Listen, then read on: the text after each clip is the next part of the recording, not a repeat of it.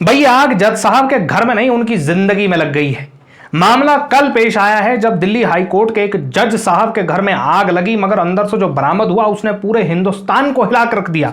नमस्कार, शंकर एलएलबी के एक और एपिसोड में आपका स्वागत है। और जैसा कि आप जानते हैं कि दिल्ली हाई कोर्ट के जस्टिस वर्मा जी के घर से जो है वो ऐसा कुछ बरामद हो गया कि आधा हिंदुस्तान कांपने लगा।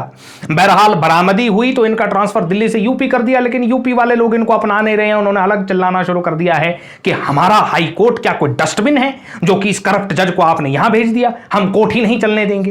देखिए, पूरा मामला परसों पेश आया जब इन हाईकोर्ट जज साहब के यहां पर जो है ना आग लग गई। अब भाई क्योंकि जज के यहां आग लगी थी, वो भी हाई कोर्ट का जज, तो ये फायर ब्रिगेड वाले जो थे ये दंदनाते हुए उनके घर पहुंचे, उन्होंने आग बुझाई।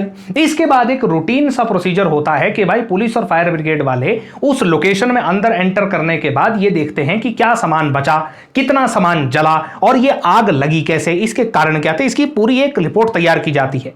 रिपोर्ट तो क्या तैयार करनी थी, जब ये लोग अंदर पहुंचे तो इनकी आंखें फटी हुई तब रह गई जब इन्हें अंदर मिली बोरियां, और ये बोरियां थी नोटों से भरी हुई। कुछ तो जल गए थे लेकिन कुछ थे साबुत। गिनने बैठे तो पता चला कि ये कैश 15 करोड़ से ज्यादा का है। अब ये बात जो है वो मीडिया को तो पता चलनी थी, और जब से ये बात मीडिया को पता चली है तो जज साहब के पीछे जो है ना मीडिया पड़ गई है, और पूरे भारतवर्ष में ये जज साहब वर्मा जी जो है वो फेमस हो गए हैं। मैं देखिए, इस बार का ये पूरा मामला जुडिशरी के हाथ में है, क्योंकि इन्वॉल्वमेंट है एक हाई कोर्ट के जज की। अब ये जो 15 करोड़ कैश मिला है, हालांकि इस पर क्या सुप्रीम कोर्ट एक्शन लेती है, क्या इस जज को हटाने की प्रक्रिया शुरू की जाती है जिसे इंपीचमेंट प्रोसीडिंग कहते हैं, या इस मामले को रफा दफा करने की कोशिश की जाएगी, क्या हिंदुस्तान के इतिहास में पहली बार किसी हायर जुडिशरी के जज को एंटी करप्शन एजेंसीज के हवाले किया जाएगा, क्योंकि यह अपने आप में एक बहुत बड़ा और बहुत नया केस है। हालांकि जस्टिस वर्मा जो है वो अभी तक ये कह रहे हैं कि देखो भैया, घर भले ही मेरा था, आग भी मेरे ही घर में लगी थी, लेकिन ये जो स्टोर रूम में जो पैसा मिला है ना, इससे मेरा और मेरे परिवार का कोई लेना देना नहीं है। अब सोचने की बात यह है कि जज साहब के घर में भैया कौन पैसा जमा कर रहा था। नहीं हो सकता है ना किसी आदमी को लगा हो कि जज साहब का घर, इससे सेफ लोकेशन हमको मिल ही नहीं सकती अपना पैसा रखने के लिए। बहरहाल अभी 3-4 दिन पहले ना एक और मिलता जुलता मामला सामने आया था, जब सुप्रीम कोर्ट ने एक ऑब्जर्वेशन दी थी कि भाई ये बेल एप्लीकेशंस के जो केसेस हैं ये सीधे सुप्रीम कोर्ट में हमारे सामने क्यों लग रहे हैं, जबकि सेशन ट्रायल कोर्ट्स और जो हाई कोर्ट्स हैं वो बेल देने में सक्षम है। मसला यह है कि आम जनता को लोअर जुडिशरी पर इतना ज्यादा विश्वास रह नहीं गया है, और उसका रीजन यह है कि अभी कुछ दिन पहले आपको एक लड़के के सुसाइड का मामला याद होगा। हेडफोन लगा करके उसने अपनी आखिरी वीडियो बनाई होगी, शायद शक्ल आपके चेहरे, उसका चेहरा आपके दिमाग में, आपके जहन में आ रहा होगा। उस वक्त भी एक जज साहिबा का मामला उछला था जिन्होंने यह कहा था कि 5 लाख रुपए मुझे दे दे, मैं तेरा पूरा जो है ना सुलह करवा दूंगी, वरना तो बहुत बुरा फंसेगा।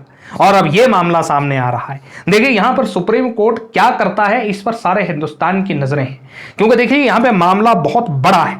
और जो है इसके बाद हम बात करते हैं, कोई जज 5 लाख रुपए मांग रहा है। अच्छा, यूपी हाई कोर्ट जिसने यहां पर हंगामा कर दिया है, इसकी हम क्या बात करें। 2 दिन हुए हैं, इनकी एक बेंच ने एक फैसला दिया है कि किसी बच्ची, किसी बेटी के या किसी छोटी लड़की के प्राइवेट पार्ट्स को टच करना या उसका नाड़ा तक तोड़ देना सेक्सुअल ऑफेंस में नहीं आता है। अब जहां पर आप देखेंगे वहां पर आपको अंधेर नगरी दिखाई देगी।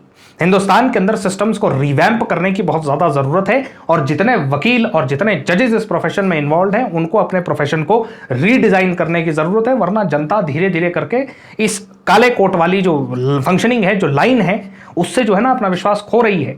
अगर आपको इस बात पे विश्वास ना हो तो कभी कोर्ट के बाहर खड़े हुए लोगों से पूछ लीजिए कि यहां पर अंदर कितना न्याय मिलता है, आपको जवाब मिल जाएगा।